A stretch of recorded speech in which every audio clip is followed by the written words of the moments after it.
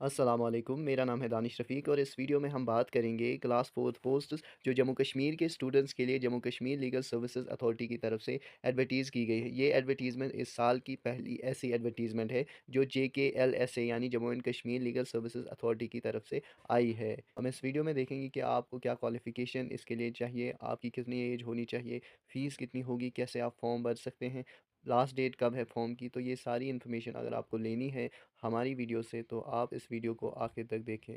इनके लिए आप 2 तारीख से यानी 2 अगस्त 2024 से फॉर्म्स भर सकते हैं। लास्ट डेट इनके लिए 16 अगस्त 2024 है। शाम को उस दिन 4 बजे तक आप फॉर्म जमा कर सकते हैं और ये ऑफ़लाइन में ही भरे जा सकते हैं। इसमें कोई भी ऑनलाइन का प्रोविज़न नहीं है। आपको फ़ीस भी इसमें ऑफ़लाइन देनी है और एप्लीकेशन फ़ॉर्म भी आपको ऑफ़लाइन ही भरना है। ये एप्लीकेशन फ़ॉर्म हमारी इस पीडीएफ में है। अगर आपको चाहिए तो आप हमारी टेलीग्राम चैनल से ये पीडीएफ डाउनलोड कर सकते हैं और वहीं से इस पीडीएफ से आप ये फॉर्म भी ले सकते हैं। टोटल वैकेंसीज़ इसमें 5 है। यूटी कैडर यानी जम्मू एंड कश्मीर के लिए दोनों डिविजन्स के लिए 4 पोस्ट्स हैं और सेपरेटली कश्मीर डिवीज़न के लिए एक अलग से पोस्ट है। तो पूरी पोस्ट्स जो है टोटल ये 5 है और इसके लिए आपकी जो पे स्केल है वो 14,800 से लेकर 47,100 के बीच में रहने वाली है। ये क्लास 4th की एक पोस्ट है और यूटी कैडर में जो आपकी 4 पोस्ट्स है वो ओपन मेरिट के लिए 2 हैं, एससी के लिए 1 है और एसटी जो फर्स्ट कैटेगरी होती है उसमें 1 है। यानी जो ऑलरेडी नोटिफाइड एसटी कैटेगरीज़ थी उन्हीं के लिए है। जो नई एसटी कैटेगरीज़ आई हैं उनके लिए नहीं है, वो ओपन मेरिट से यहाँ पे अपनी पोस्ट ले सकते हैं और डिविजनल कैडर में एक ही पोस्ट है कश्मीर के लिए, वो ओपन मेरिट के लिए सब के लिए ओपन है। तो इसका मतलब ये है कि कश्मीर के लिए एक अलग से है, बाकी जो 4 पोस्ट्स है वो दोनों डिविजन्स के एस्पिरेंट्स के लिए है और आपकी जो क्वालिफ़िकेशन है वो आपने लास्ट डेट जो एप्लीकेशन फॉर्म का है उससे पहले ही हासिल की हुई होनी चाहिए और एज जो आपकी है वो 1 जनवरी 2024 को कंसिडर की जाएगी। यानी अगर आप 1 जनवरी 2024 को 18 साल के नहीं होते हैं तो आप इन पोस्ट्स के लिए अप्लाई नहीं कर सकते और वहीं अगर आप 1 जनवरी 2024 को 40 साल से ऊपर हुए हैं तो आप ओपन मेरिट से अप्लाई नहीं कर सकते।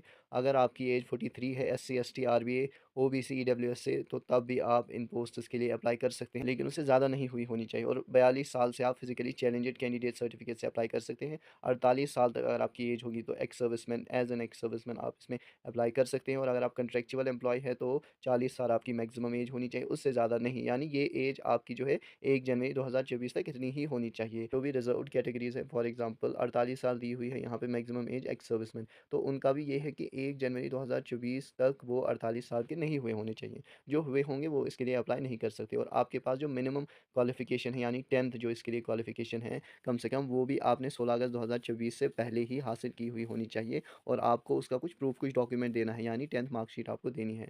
और इसमें आप सिर्फ़ ऑफ़लाइन ही फ़ॉर्म फिल कर सकते हैं, ऑनलाइन का कोई प्रोविज़न नहीं है। इसके अलावा यहाँ पे कोई भी मोड इनके लिए नहीं है। जो इन सर्विस कैंडिडेट हैं या कॉन्ट्रैक्चुअल एम्प्लॉइज़ हैं, उनको फ़ॉर्म सबमिट करने का एक तरीका है कि जो उनका हेड ऑफ़ डिपार्टमेंट है जहाँ पे वो काम करते हैं, वो अपना फ़ॉर्म उसी के ज़रिए इनको भेजेंगे और कोई भी तरीका नहीं है। अगर वो कोई और तरीका अपनाएँगे तो उनका फ़ॉर्म रिजेक्ट कर दिया जाएगा। और लास्ट डेट जो इसके लिए है वो आपको पता है 16 अगस्त 2024 है और वहीं तक आपने जो मिनिमम क्वालिफ़िकेशन है वो हासिल की हुई होनी चाहिए। लेकिन एज की जो लिमिट है वो 1 जनवरी 2024 जम्मू कश्मीर में जितने भी एग्ज़ाम्स होते हैं, चाहे जेकेपीएससी हो, जेकेएसएसबी हो या अब ये लीगल सर्विसेज़ का एग्ज़ाम ले रहे हैं, तो 1 January of the appearing year he consider किया जाता है। तो बहुत सारे ऐसे स्टूडेंट्स होंगे जो कॉलेज में पढ़ रहे होंगे अभी, लेकिन उनकी एज मुझे लगता है बहुत सालों की 18 नहीं होती है, तो वो इसके लिए अप्लाई ही नहीं कर पाते क्योंकि इसमें 1 जनवरी कंसिडर किया जाता है। आज तो बहुत हुए होंगे यानी मार्च में होते हैं, अगस्त में होते हैं, फिर बाकी फॉलोइंग मंथ्स में भी होते हैं, लेकिन इसमें 1 जनवरी ही होना चाहिए और आपको इसके लिए फ़ीस जो है 200 सबमिट करनी है और इसमें जो आपका एग्ज़ाम होगा उसमें जितना भी खर्चा आपका लगेगा, चाहे टेस्ट हो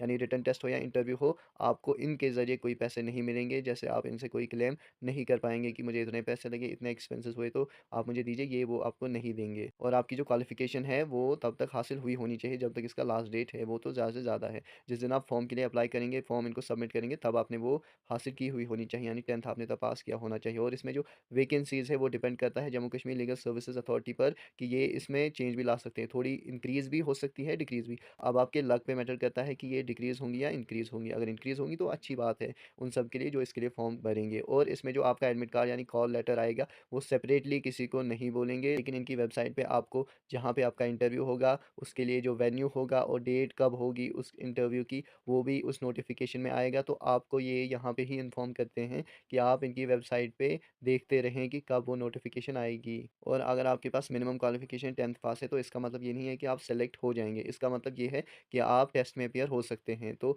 मिनिमम क्वालिफ़िकेशन होने की वजह से आप ये क्लेम नहीं कर सकते कि मैं इस जॉब में लग जाऊँगा, बल्कि जो भी इंटरव्यू या टेस्ट होगा इन पे डिपेंड करता है कि रिटन टेस्ट लें या इंटरव्यू लें, वही आपकी सिलेक्शन डिटरमाइन करेगा।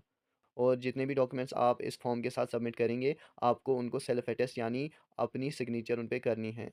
और इसमें अगर हम क्वालिफ़िकेशन की बात करें, आपकी मिनिमम क्वालिफ़िकेशन 10th और मैक्सिमम 12th, और मैक्सिमम का यहाँ पे आपको मतलब समझना है कि मैक्सिमम क्वालिफ़िकेशन 10+2 है, यानी उससे ज़्यादा किसी के पास क्वालिफ़िकेशन होगी वो इसके लिए अप्लाई नहीं कर सकता। जैसा आपने 2020 में क्लास 4th की पोस्ट्स में देखा था कि मैक्सिमम क्वालिफ़िकेशन वालों को बाहर कर दिया था और कुछ स्टूडेंट्स ने क्वालीफ़ाई करके अपनी क्वालिफ़िकेशन जो उनकी हाईएस्ट थी, ग्रेजुएशन थी, पोस्ट ग्रेजुएशन थी, वो छुपाई थी। लेकिन बाद में जब जेकेएसएसबी को पता चला, उन्होंने उनको ना सिर्फ़ जॉब से निकाला बल्कि आगे जितने भी आने वाले एग्ज़ाम हैं जेकेएसएसबी के, वहाँ पे बैन कर दिया उनको, और अब वो जेकेएसएसबी के किसी भी एग्ज़ाम में नहीं अपीयर हो सकते और एकेडमिक रिकॉर्ड भी ठीक नहीं रहा। तो आपको चाहिए, अगर आप 10+2 ही हैं तो तभी आप इन जॉब्स के लिए अप्लाई कर सकते हैं। लेकिन इसमें एक चीज़ होती है, वो कुछ लकी स्टूडेंट्स होते हैं जो कॉलेज में पढ़ रहे होते हैं, मोस्टली फाइनल ईयर में पढ़ रहे होते हैं, तो उनका अभी ग्रेजुएशन नहीं हुई होती है। तो वो इन पोस्ट्स के लिए अप्लाई कर सकते हैं क्योंकि वो अंडर ग्रेजुएट ही माने जाते हैं, यानी वो ग्रेजुएट नहीं माने जाते। और 12th के बाद अगर आपकी ग्रेजुएशन क्वालिफ़िकेशन है, उसका वैल्यू होता है। अभी नई एजुकेशन पॉलिसी में तो फिर अलग से फर्स्ट ईयर, सेकंड ईयर का होता है, लेकिन जो अभी ट्रेडिशनल काइंड ऑफ डिग्रीज़ चल रही हैं, इसमें तो आपकी ग्रेजुएशन होने तक आपके फर्स्ट ईयर, सेकंड ईयर का कोई वैल्यू नहीं होता है। तो जो भी कॉलेज में पढ़ रहे हैं अभी स्टूडेंट्स, अगर उनका रिज़ल्ट नहीं आया है या नहीं आएगा 16 अगस्त 2024 तक, तो वो इन पोस्ट्स के लिए अप्लाई कर सकते हैं, अपने लिए एक जॉब ला सकते हैं, और ऐसी अपॉर्च्युनिटीज़ बहुत कम स्टूडेंट्स को मिलती है। तो जो कॉलेज में पढ़ रहे हैं, अगर वो इसके लिए एलिजिबल है, अगर उनका रिज़ल्ट नहीं आया है, तो वो भी इसके लिए अप्लाई कर सकते हैं और अपने लिए एक जॉब पा सकते हैं।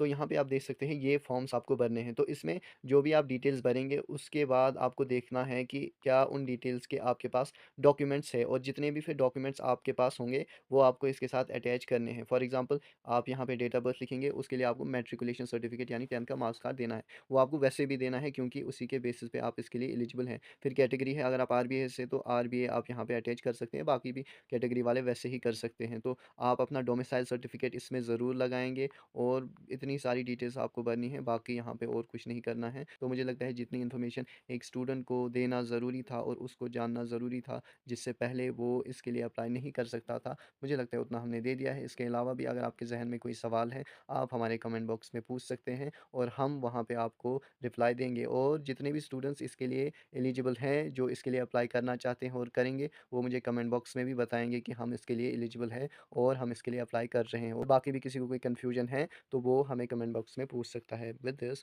We would like to conclude here. Thank you.